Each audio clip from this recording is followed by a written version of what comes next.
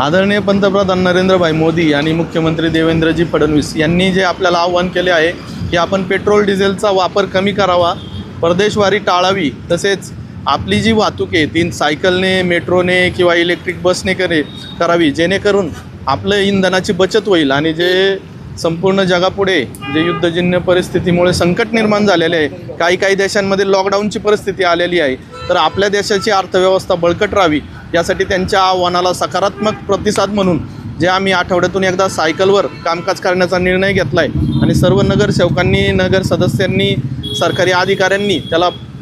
सकारात्मक प्रतिसाद दिला आहे। तर आपणही सर्व शहर किंवा आपणही या देशाचे नागरिक म्हणून या आव्हानाला सकारात्मक प्रतिसाद द्यावा अशी